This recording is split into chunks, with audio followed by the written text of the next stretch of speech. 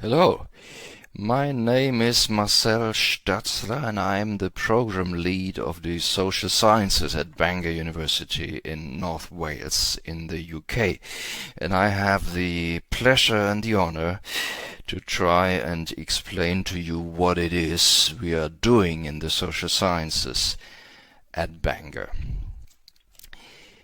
And I guess I should start with the phrase itself, social sciences, which is, if you think about it, a slightly odd kind of expression, social sciences. So it seems to be saying that we're having here a science of something that is the social. Now a science, obviously a bit like biology or chemistry or something, but of the social. Now the social is a rather, you will probably agree, is a rather vague and somewhat evasive and dodgy sort of thing to be the object of a science, very different from plants and rocks and planets and other things that kind of proper sciences deal with.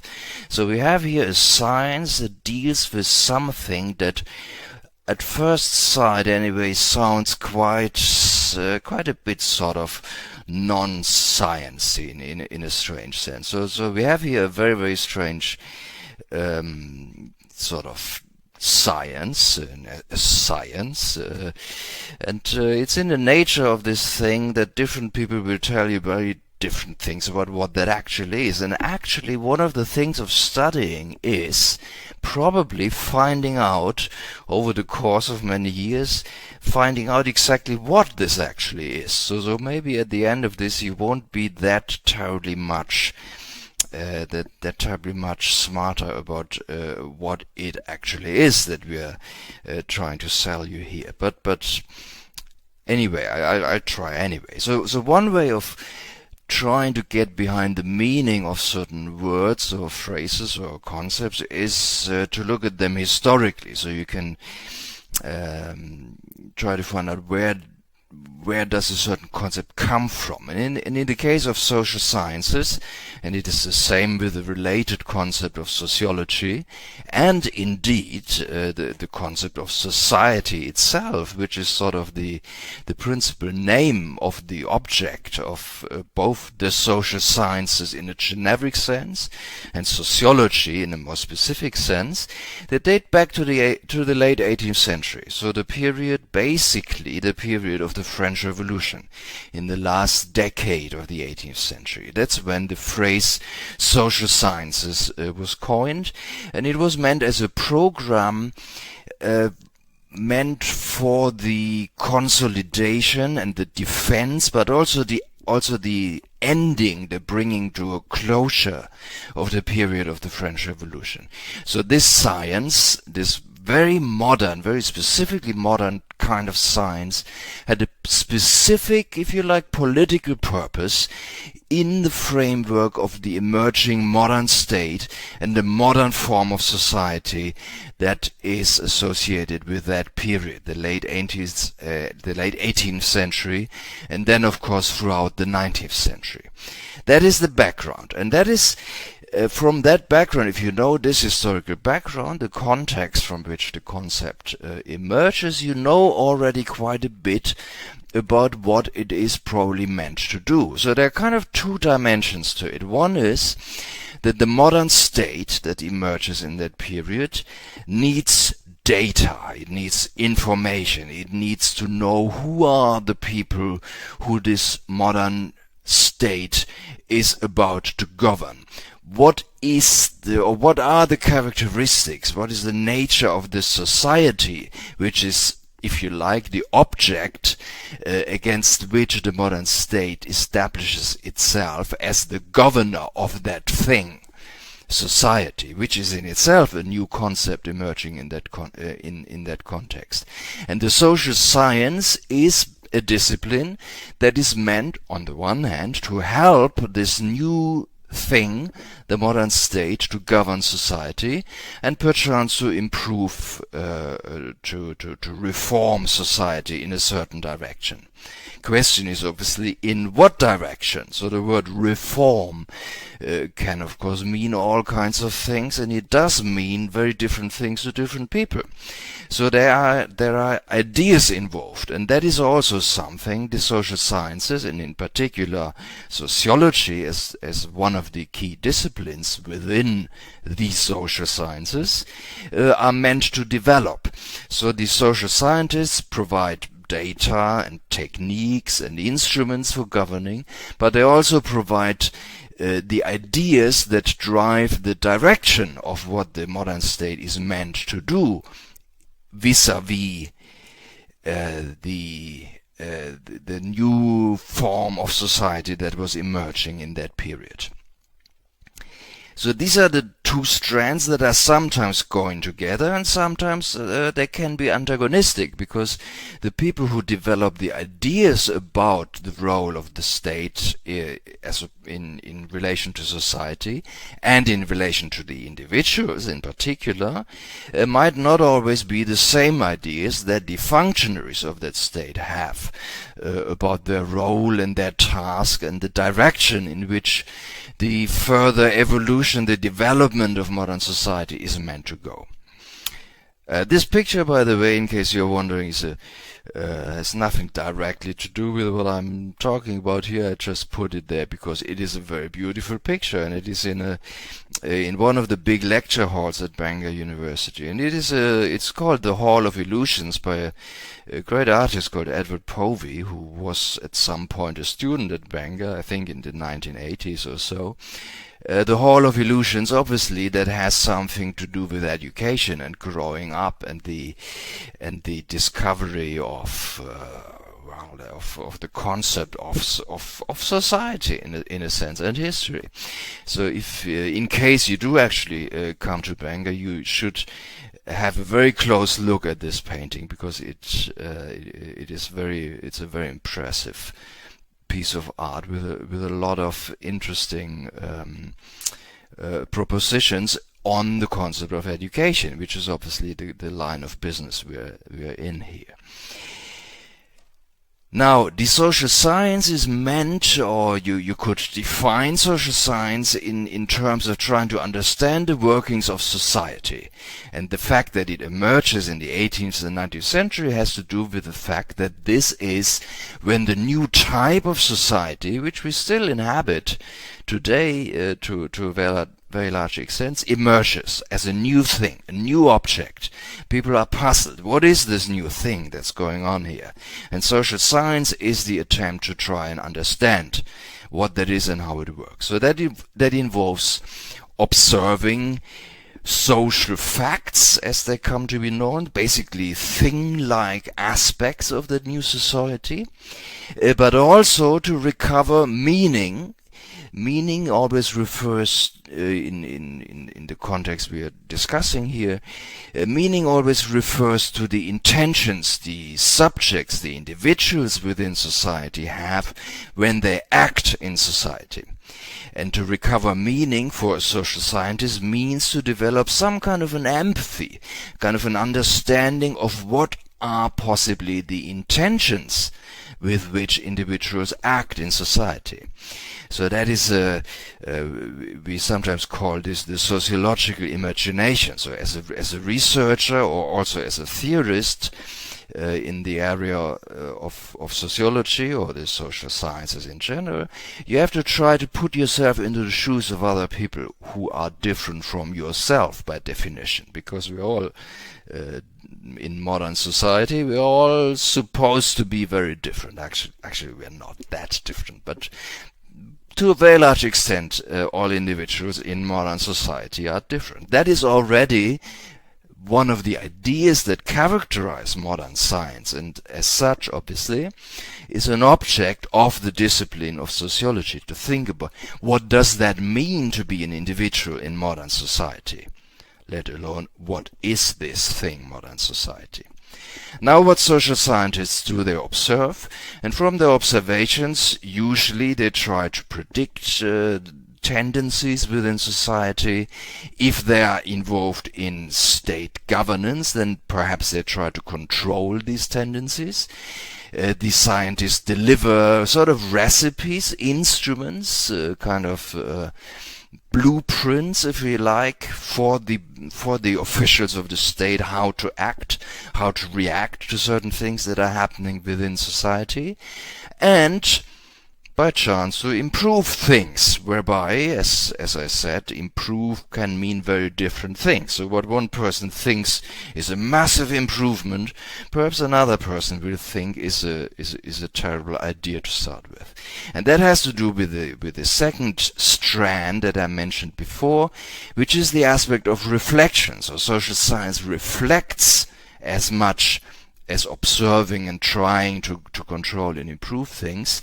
Reflecting means critique. So you critique, to critique means to try and understand what something is and to evaluate whether a certain change, a certain improvement is actually a good thing or perhaps a bad thing.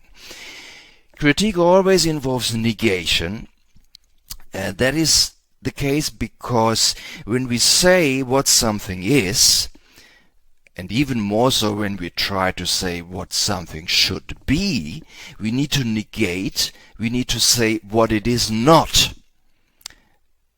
Maybe I can give you an example for that. If a society claims about itself, I am a democracy, so say society in the form of state officials perhaps, or the media, or teachers, lecturers, says, this is a democracy, then the critique would probably say, well, hang on, no, it isn't. That's a negation. So you're negating a claim that something or somebody makes about itself or him or herself. That is essentially what critique is, and it is essentially also what reflection is, because in reflection you reflect on what something is and what something is not. And out of that, the process of critiquing, reflecting, negating claims that are being made, emerges the possibility of change. Now, in the social sciences, very often we operate with terms that come in pairs of opposites. And probably one of the most fundamental ones is that of individual and society. Now, there are very different ways how in the social sciences we relate the individuals to society. So there's a sort of more optimistic version of how we conceive of that relationship. Social sciences are always about relationships. Everything is in the society, in the social sciences, relational to other things. And often these relations are termed in pairs of opposites, such as individual and society. Now, one view of the relationship between individual and society is that the individuals sort of grow out of society. So society is kind of the nurturing ground out of which individuals, in their individuality, in their difference, in their particularities, can emerge. That is sort of the slightly optimistic view of that relationship. On the other hand, society often also appears or is perceived by us and by others, by everybody. So to a very large extent, everybody in society is a sociologist, or actually has to be a sociologist, because to survive in society you need to reflect on what that thing society is. Otherwise it might crush you. Perhaps a little bit like in this graphic here, where society, and I think we all have experiences like that, society is this big, massive thing that is hovering above us and is not so much nurturing, but is rather oppressive and repressing us and the things that we would like to do. So we all would like to do all kinds of things that we may not and cannot do because of that thing, society, that's kind of hovering above us, and sometimes in some situations seems to threaten to crush our individuality and our desires to do this or that. I'm sure you all have some kind of idea what I'm thinking about here. Now I want to give one example of a text I like very much, a text that you're not likely to actually encounter when you when you study sociology, because it is a sort of a literary text. It's a text by Virginia Woolf. Obviously you know Virginia Woolf as a novelist, but she also wrote sort of pamphlets, sort of theoretical texts, but they are not sort of heavy theory. They are sort of sarcastic polemics in a sense. Basically, they are very long leaflets, but leaflet in this case, the leaflet is 300-400 pages long. So it's a kind of a pamphlet, a sort of a sarcastic polemical intervention. And here she reflects on the word society. I find that very interesting because it reflects very well one of the principal usages of the concept of society in the tradition of sociology, on social theory. So she writes there, "The very word society sets tolling in memory the dismal bells of a harsh music. Shall not, shall not, shall not. You shall not learn. You shall not own. You shall not." Such was the society relationship of brother to sister. So she's referring to the relationship, the sex or gender relationship of men to women, for many centuries. And though it is possible that in time a new society may ring a carillon of splendid harmony, that day is far distant. Inevitably we ask ourselves, is there not something in the conglomeration of people into societies, the forming of societies in history, that releases what is most selfish and violent, least rational and humane in the individuals themselves? So you see in this piece of writing here, which is sort of semi-fictional text, if you like, there is a concept of society as being something that changes the nature of human individuals. So she seems to think that human individuals as such, if you abstract from society, are kind of rational and humane. And society seems to be that thing that changes that and turns us into something else. And this is how it continues. Inevitably, we look upon society, so kind to you, so harsh to us. Us here is women, obviously. She's writing from the perspective of women here. Kind to you, men, harsh to us, women, as an ill-fitting form. The word form here is very important, because society is a form that social relations take, that distorts the truth, deforms the mind, fetters the will. Inevitably, we look upon society as conspiracies that sink the private brother, nice guy, whom many of us have reason to respect, and inflate in his stead a monstrous male, loud of voice, hard of fist, childishly intent upon scoring the floor of the earth with chalk marks. You might think of the boundaries between countries, within whose mystic boundaries human beings are penned rigidly, separately, artificially, where he enjoys the dubious pleasures of power and dominion. So you have here a rather negative view of society, which is essentially identical to power. And you will find similar perspectives also in social theory.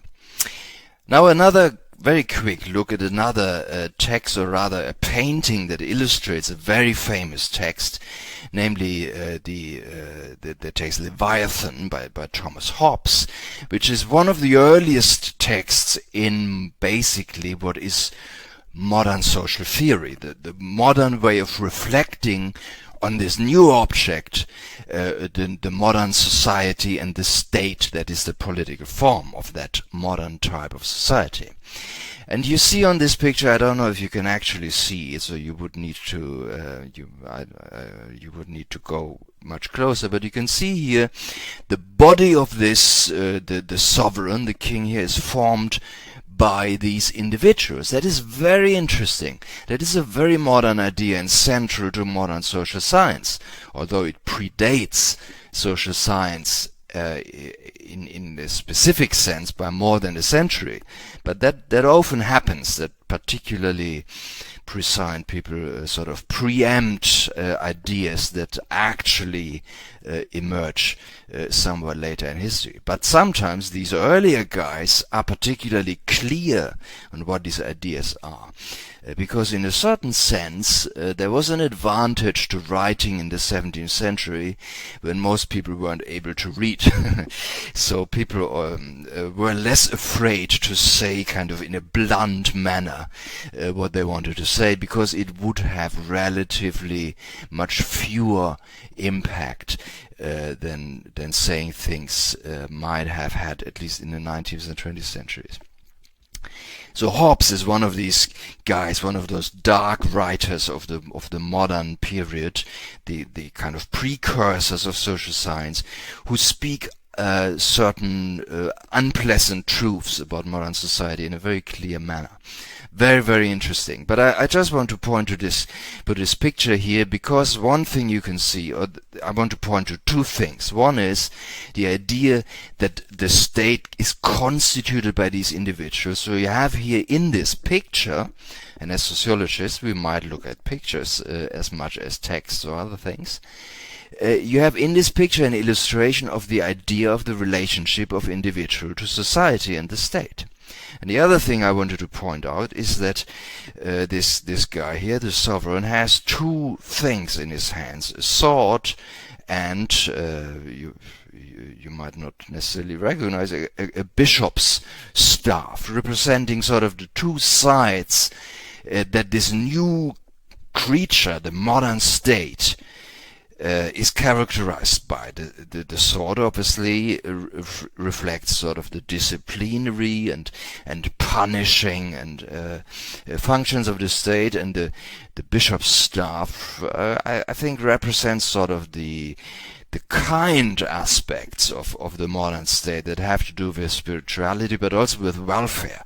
So if you think that probably in that period it would have been the church that fulfills certain functions that nowadays are taken over by the welfare state. So you have this dualism, this dual nature of the modern state ruling over this society that is kind of depicted here very sweetly as this little village on that hill here. So that is pretty much the beginning of the discourse of modern social science, which is very nicely illustrated by that picture here.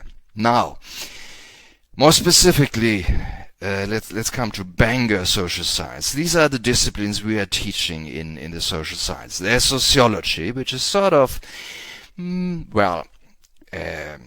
I am teaching sociology, so I'm slightly probably biased in that direction. For me, sociology is a slightly more generic part of the overall social sciences offering, probably slightly more conceptual, slightly more leaning towards theoretical generalizations and trying to conceptually understand what things are, like what is society, what is the individual.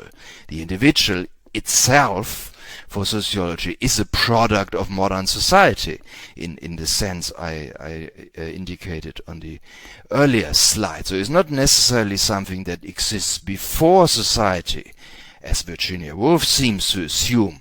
So modern sociology, or more contemporary sociology, would probably reject that presupposition in this text by Virginia Woolf. So the relationship between society and individual is probably central to the discipline of sociology.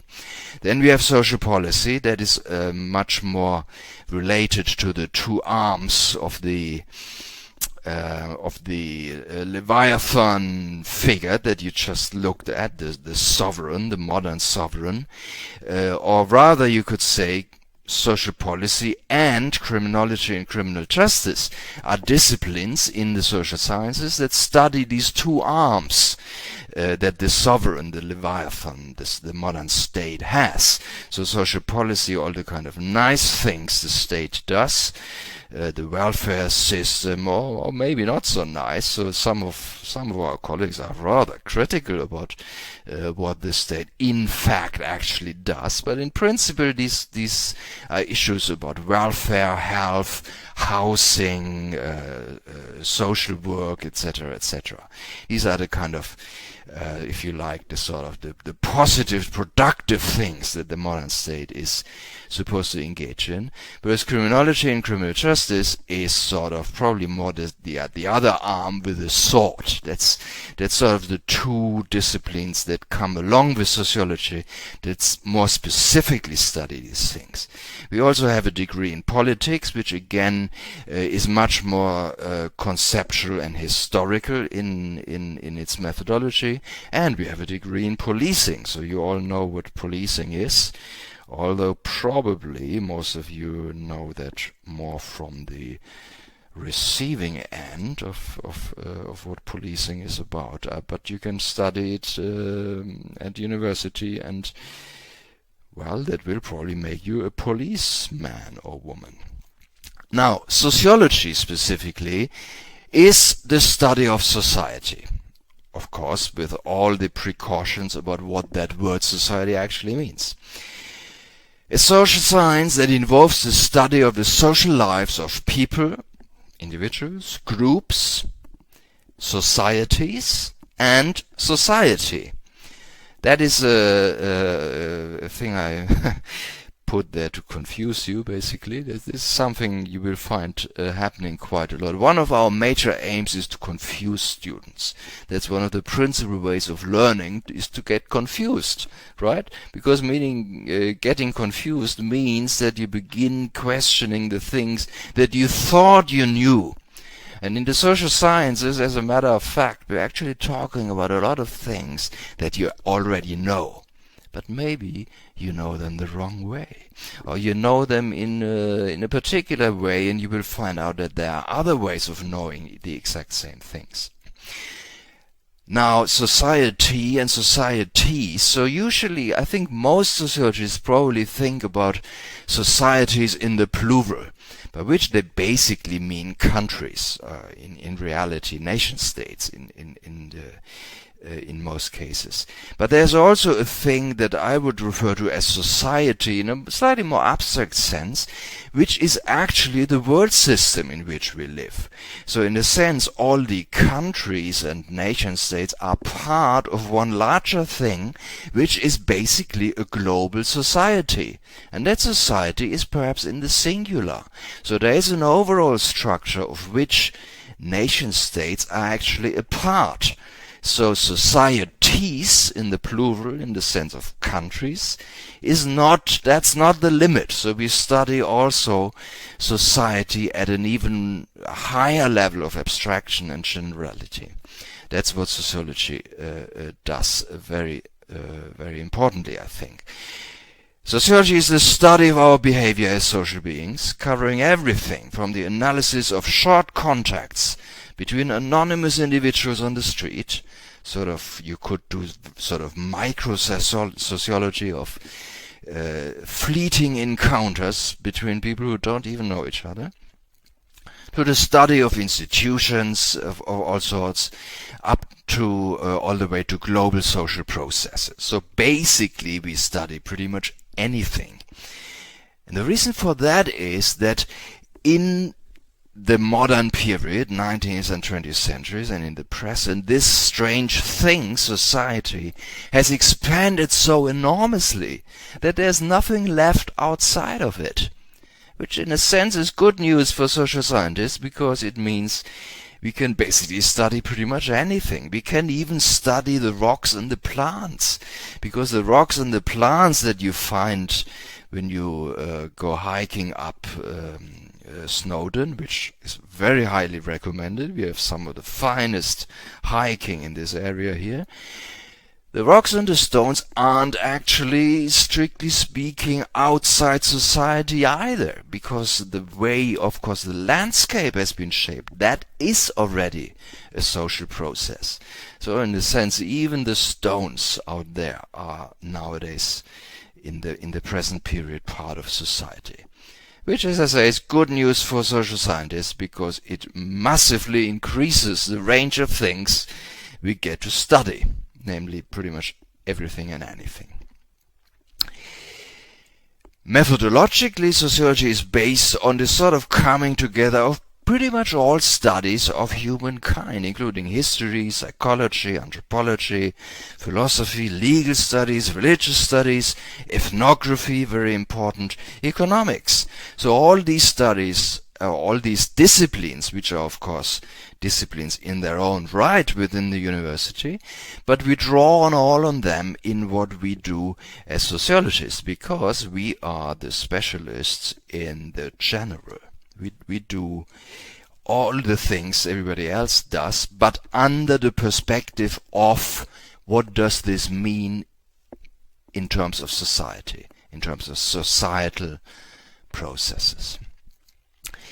Now we have a discipline or a course called Criminology and Criminal Justice. I thought I'd throw in, just in case you're wondering, because I was wondering, I had to look it up myself initially, what's actually the difference. Now criminology is a discipline that studies basically the concept of crime. What is crime? Why do people commit crime? Who are the criminals and who are the victims? Whereas criminal justice is sort of the other side of the coin, if you like. What does it mean to police? How do the police operate? The courts and the prison system. So this is more about the institutions that deal with crime, whereas criminology is more about the concept of the crime itself or the societal processes. So you have here, again, as I said before, in social sciences, most things come in pairs, like buses sometimes. They always two at the same time. That sort of thing. So, but in our case, these pairs are pairs of opposites. So they're kind of covering kind of complementary aspects of sort of the same thing. So in a sense, of course, you can see from these two lists of concepts here, they are not totally different things. You cannot really separate them entirely, but they're different aspects of the same kind of thing. Oh, all right. So yes, I can hear that. You want to hear what modules we are actually teaching? Okay, so that's fine. I'll stop here. So I think it's a good idea to this is something you will find out in lectures. Sometimes you have to stop people going on about some theoretical issues. Now you want to know what are actually the modules that we teach. Now we can do that. Let's go through them in sort of chronological order. Year 1, you will study Understanding Society. That is a general introduction to the social sciences. Essential skills for academic success. That is basically how you study. What are the techniques of studying? And then you will study in introductory modules to criminology and to criminal justice. Furthermore, you will have a module called From Cradle to Grave. As you can probably guess, I assume, maybe you can't, but you might be able to guess that this is a module that introduces you to social policy in the widest sense of the word. And then there is Power, Freedom and the State, very serious, heavy stuff, which is obviously on the concept of the state and is also related to criminology and criminal justice. You will also be able to study other modules. For example, there's a module on human geography, which is not actually in our school, it's in the School of Geography, but human geography, which is the study of landscapes that are created by humans, such as cities in particular, is actually a social science. Sort of. So these people over there in geography are also sort of social scientists, and you can take modules like this if you like. You can also take modules from within our own school in religion and philosophy, such as a module on Islam or about logic. Very much recommended, because we do appreciate it if students try to, in their essay writing, to apply certain principles of logical reasoning, and this is something you will be taught by our colleagues in philosophy. And there's also a module on modern politics in action, which again is more a historical module about looking at politics in a historical perspective. Year 2, you will do a research methods module. You will do classical social theory. You will do contemporary debates. That's where you debate all kind of contemporary social and political issues. You will do a work placement, which is where you will get to do some work, but it won't do you any harm. I guess it is a way of improving your chances later on to actually get a job once you come out of this experience of studying. Very highly appreciated by students who want to experience the practical side of certain job opportunities that they might want to choose later. And it is sort of, being at university is sort of an opportunity to get into one of those, because we organize how to get them. And then more theory from criminology.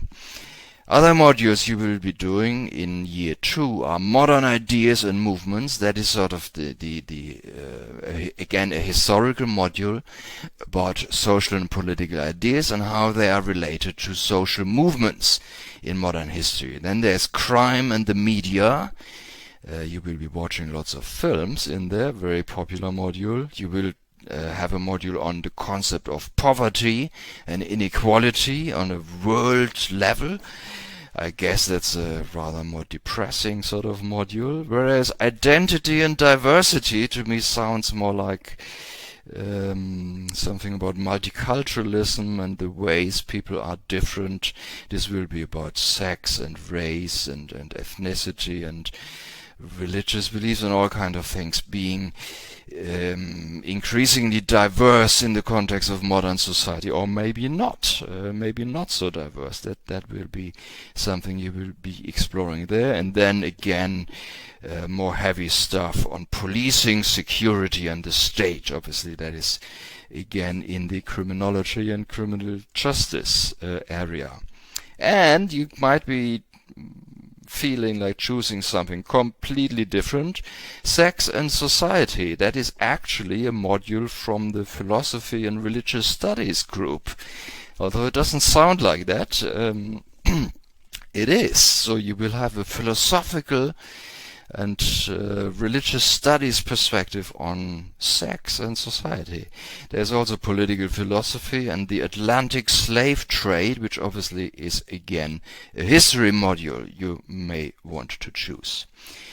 Now, year 3, you will do a dissertation. That's where you do your own thing, accounting for 2 modules.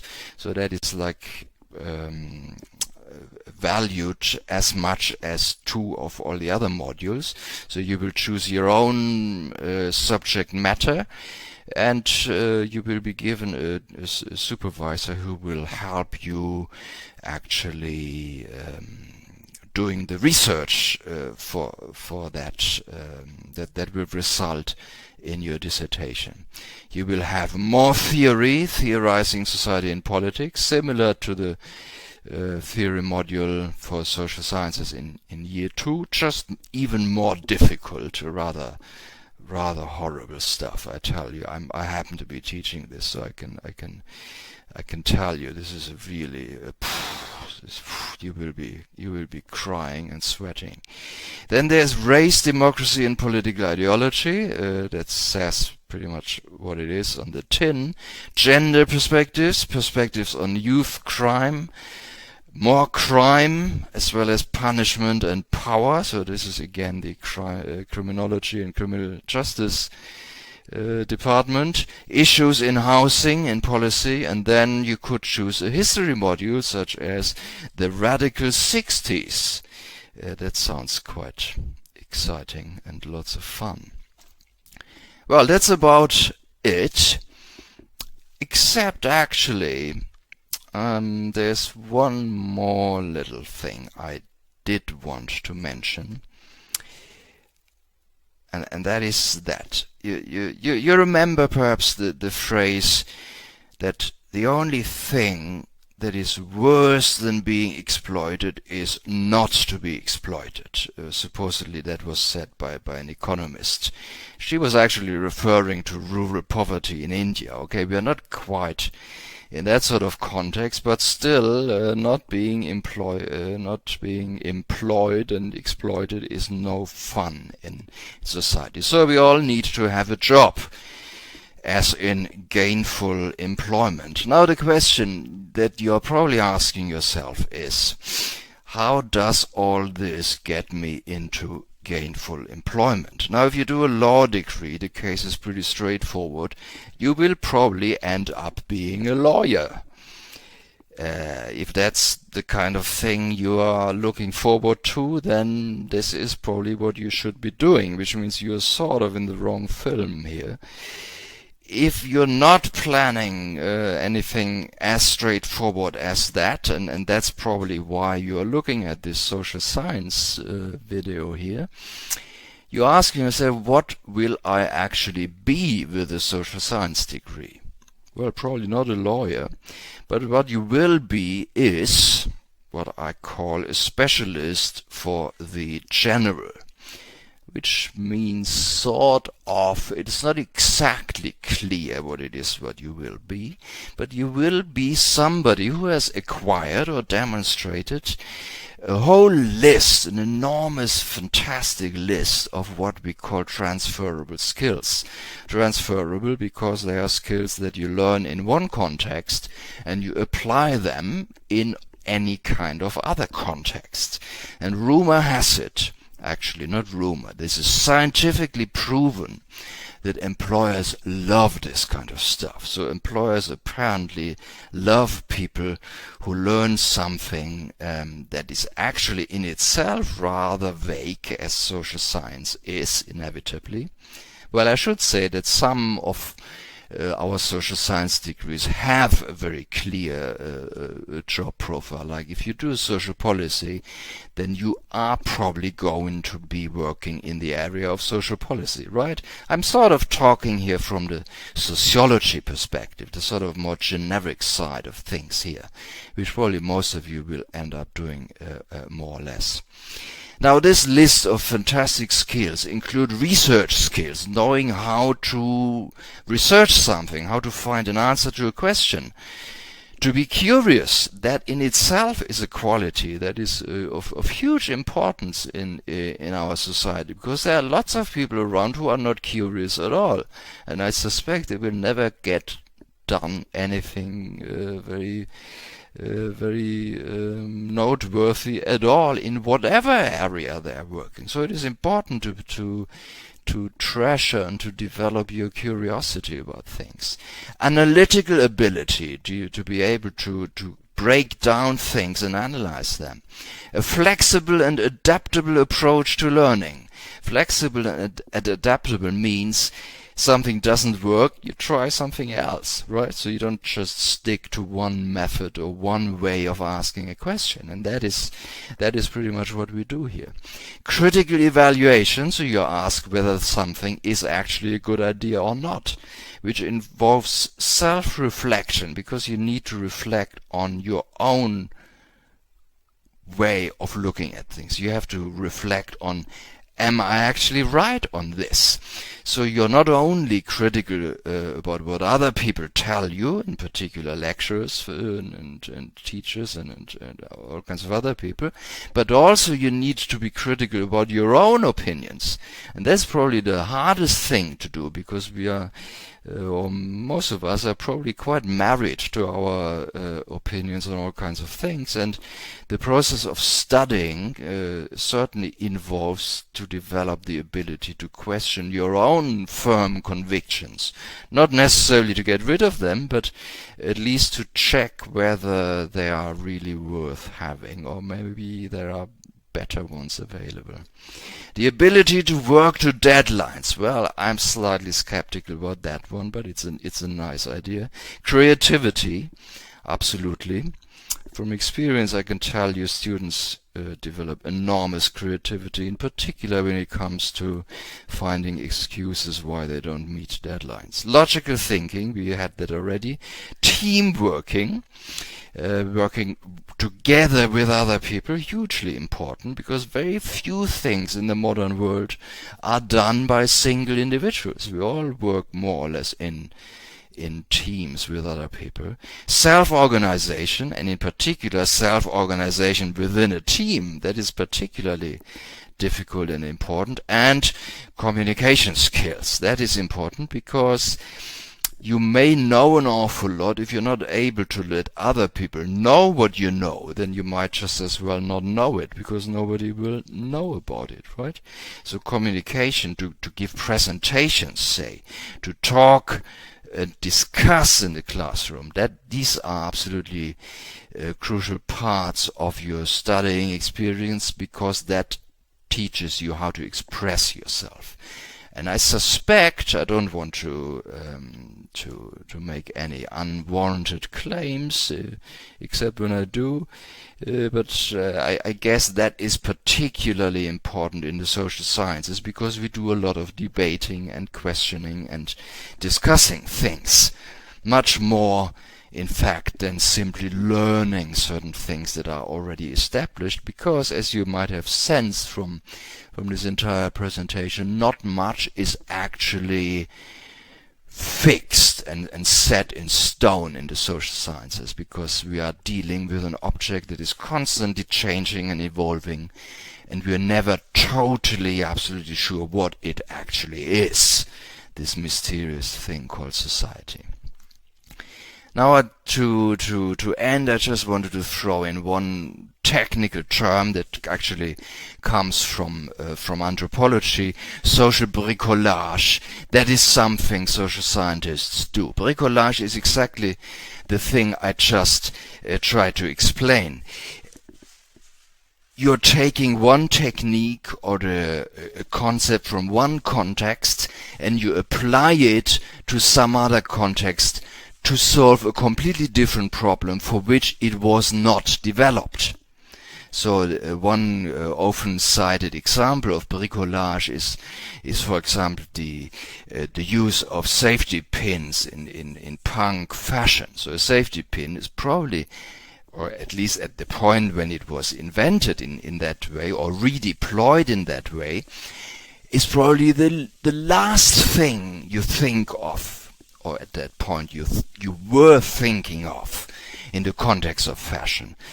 But through bricolage, to the transfer of one technique to another area, it became that, and it is now very much, obviously, sort of an element of fashion.